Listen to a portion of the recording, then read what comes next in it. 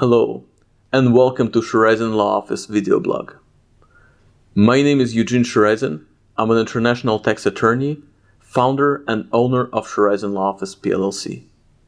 Today, I would like to discuss with you one of the most fundamental concepts of U.S. international tax law, U.S. tax residency.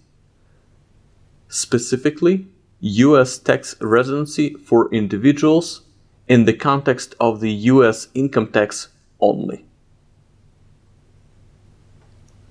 When a client comes into my office, one of the first things that I would like to find out about him is whether he is considered to be a U.S. tax resident or a U.S. person.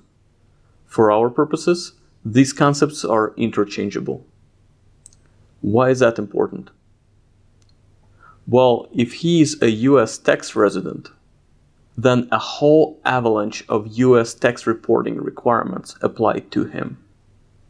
The worldwide income reporting requirement, the FBAR, Form 8938, 8621, 5471, etc., and etc. On the other hand, if he is not a U.S. tax resident, then none of these requirements would apply to him. Now, how do we figure out if a client is a U.S. tax resident? There are three categories of U.S. tax residents. First, U.S. citizens. A U.S. citizen is always a U.S. tax resident. This is dramatically different from almost all other countries in the world except Eritrea. In the majority of other jurisdictions, if a citizen resides outside of their country, then he is a resident of that country, not a resident of the home country. The United States is different. If a U.S. citizen resides in another country, he is still the tax resident of the United States. He can reside on the moon, he can reside on Mars, he is still a U.S. tax resident. The second category of U.S. tax residents consists of U.S. permanent residents. A U.S. permanent resident is always a U.S. tax resident. Now, at this point, it is important to clear up a confusion that exists regarding the concepts of U.S. tax residency versus U.S. permanent residency. A U.S. permanent resident, as I said, is always a U.S. tax resident. But a U.S. tax resident can be a person who is not a U.S. permanent resident and not a U.S. citizen. So it is important to distinguish between these two concepts and not to confuse them. Now let's turn to the final category of U.S. tax residents: foreign persons who satisfied the requirements of the substantial presence test.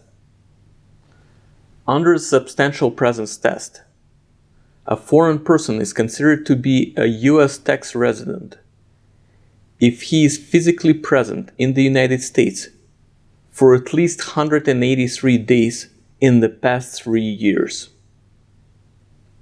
The calculation of the 183 days is a little bit peculiar.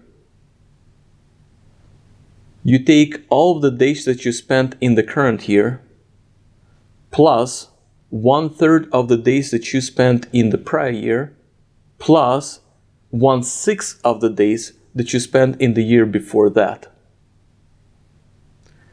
Let's use an example to illustrate how the substantial presence test works.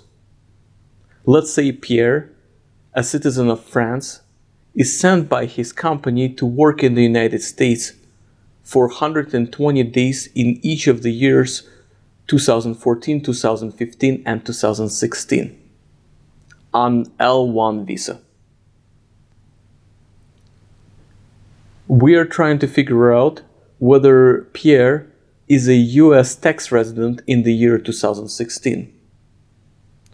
For these purposes, we will take 1/6 of the days that he spent in the United States in the year 2014, which is 120 divided by 6 equals 20, plus 1/3 of the days that he spent in the United States in the year 2015, which is 120 divided by 3 equals 40. 40 plus 20 equals 60, plus all of the days that he spent in the United States in the year 2016, which is 120 days. So 120 plus 60 equals 180, which is below 183-day threshold.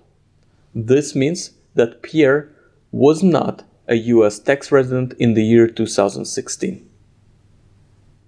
I hope that this short presentation had helped you clear up this important concept of US tax residency.